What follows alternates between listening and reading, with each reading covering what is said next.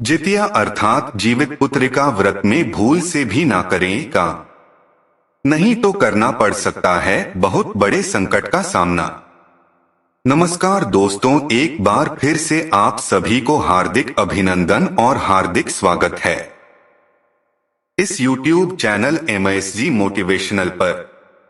दोस्तों, जितिया अर्थात जीवित पुत्र का व्रत महिलाओं के लिए सबसे उत्तम व्रत बताया गया है, क्योंकि इस व्रत को स्त्रियां पुत्र की कामना हेतु करती है तथा जिन माता की औलाद होते हैं वह माता अपने पुत्र की लंबी उम्र के लिए करती है, जिससे कि उसका पुत्र या पुत्री की उम्र लंबी हो।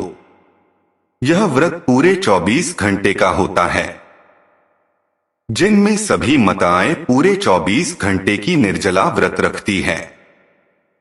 दोस्तों, आज की वीडियो में हम बात करेंगे कि यह वर्ष 2023 में कितने तारीख को है तथा इस व्रत को करने से कौन कौन से काम नहीं करना चाहिए, इस व्रत का पारण कब करें। साथ ही इस वीडियो में बताऊंगा कि इस वर्ष की कहानी क्या है तथा पूजा करने की शुभ मुहूर्त क्या है। संतान की खुशहाली, अच्छे स्वास्थ्य, उन्नति और वंश की वृद्धि के लिए जितिया व्रत बहुत ही महत्वपूर्ण माना गया है। इसे जीवित पुत्र का व्रत के नाम से भी जाना जाता है। जीवित पुत्र का व्रत हर साल आश्विन माह के कृष्ण पक्ष की अष्टमी तिथि के दिन रखा जाता है। जीवित पुत्र का व्रत में माताएं अपनी संतानों की सुरक्षा और अच्छे स्वास्थ्य के लिए पूरे दिन और पूरी रात तक निर्जला उपवास करती है।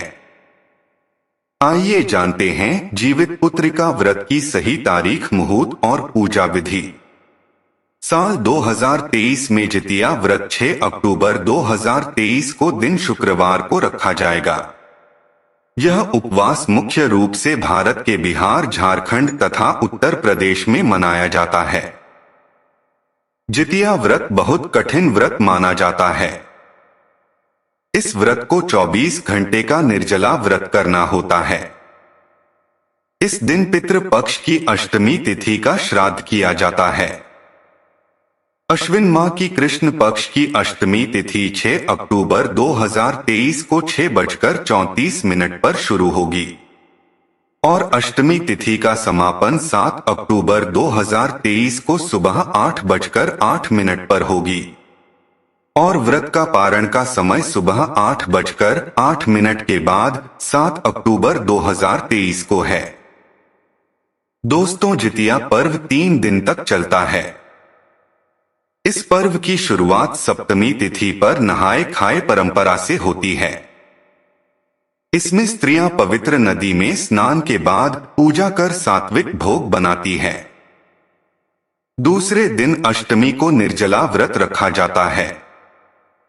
नवमी तिथि पर पारण किया जाता है। दोस्तों, जीवित पुत्र का व्रत का संबंध महाभारत काल से है। जितिया व्रत के दिन स्नान के बाद स्त्रियों उषा से बनी जीवित वहां भगवान की प्रतिमा के समक्ष धूप, दीप, चावल और पुष्प अर्पित कर विधि विधान से पूजा करती है। इसके साथ ही व्रत में गाय के गोबर और मिट्टी से चील और सियारिन की मूर्ति बनाई जाती है।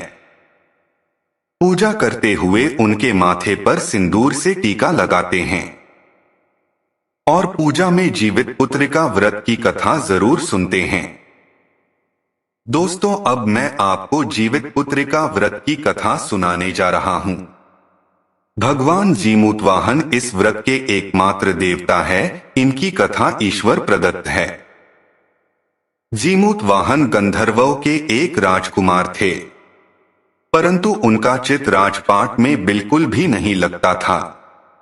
इसलिए वह अपना राजपाट अपने भाइयों को सौंप कर जंगल में अपने माता पिता के सेवा हेतु अपने पत्नी के साथ चले गए। एक दिन जंगल में भ्रमण करते हुए उन्होंने एक बुढ़िया को विलाप करते देखा। जब उन्होंने उस बूढ़ी से उनके विलाप का कारण पूछा तो उस बुढ़िया ने बताया कि वह एक नागवंशी है और उसको एक ही पुत्र है जो आज गरुड़ का भोजन बनेगा, इसलिए मैं विलाप कर रही हूँ। एक शपथ के अनुसार हर दिन एक सांप गरुड़ राज को चढ़ाया जाता है और आज उसके बेटे की बारी है, इसलिए मैं विलाप कर रही हूं। राजकुमार उसकी व्यथा सुनकर बहुत द्रवित हुए और आश्वासन दिया कि उसके बेटे को अब कुछ नहीं होगा, उसकी जगह मैं स्वयं जाऊंगा गरुड़ जी के पास उनके भोजन के लिए। ऐसा बोलकर राजकुमार स्वयं उस चट्टान पर लेट गए। तब समय पर गरुड़ा जी आए और लाल कपड़े से ढके हुए राजकुमार को अपनी अंगुलियों से पकड़कर पहाड़ पर ले जाता है। परंतु उसे हैरानी होती है कि यह शिकार कोई प्रतिक्रिया क्यों नहीं कर रहा है। गरुड़ जी राजकुमार के कपड़े को हटाकर देखते हैं और पूछते हैं कि वह यहाँ कैसे। तो जीमूतवाहन राजकुमार ने उन्हें सारी बात बता दी। जीमूतवाहन जी की कृपा, बलिदान और उनके परोपकार की भावना से गरुड़ जी बहुत प्रसन्न हुए और उसके बेटे को जिंदा छोड़ दिया। साथ ही उन्हें वचन दिया कि वह आगे से किसी भी सांप को भोजन नहीं बनाएंगे। मान्यता है कि अभी आकाशवाणी हुई कि आज के दिन जो भी जीमूतवाहन की पूजा अर्चना करेगा उसके संतान की आयु लंबी और खुशहाल होगी। तभी से यह व्रत परंपरा में आ गया और महिलाएं इस व्रत को बहुत श्रद्धा विश्वास से करने लगी। एक और दूसरी कथा है। इस व्रत की एक दूसरी कथा भी बहुत प्रचलित है। उस कथा के अनुसार एक जंगल में एक चील और एक सियार नर्मदा नदी के पास रहते थे। एक दिन इन दोनों ने कुछ महिलाओं को आज के दिन व्रत पूजा करते देखा तो इन्हें भी इच्छा हुई करने की। इन दोनों ने उपवास व्रत रखा, परंतु सियारी को भूख बर्दाश्त नहीं हुआ तो उसने चुपके से एक मरा हुआ जानवर खा लिया। परंतु चील ने पूर्ण समर्पण के साथ उपवास और व्रत रखा। अब दूसरे जन्म में यह दोनों चील और सियार सगी बहनें बनकर जन्म लिया। यथा समय दोनों बहनों को जब बच्चे हुए तो चील के बच्चे स्वस्थ और खुशहाल रहते, परंतु सियार के बच्चे हमेशा कमजोर होते और मर जाते। इससे सियारों को बहुत क्रोध और जलन होती तथा उसने कई बार चील के बच्चों को मारने की कोशिश भी की, पर हर बार असफल रहती और उसका प्रयास शुभ परिणाम में बदल जाता। एक बार उसने चील के बच्चों को मटकी में जहरीला सांप भरकर भेजा, लेकिन जब बच्चों ने उसे खोला तो फूलों का हार निकल आया। फिर दूसरी बार उसने एक झपोले में हड्डा भरकर भेजा तो बच्चों ने जैसे ही उस झपोल को खोला तो सारे हड्डे बूंदी बन गए। तब चील ने उसे पिछली जन्म की बात बताई कि कैसे उसने व्रत के दिन छुपकर मारा हुआ जानवर खाया था, जिसके पाप स्वरूप इस जन्म में उसे बच्चे नहीं जीवित रह रहे हैं।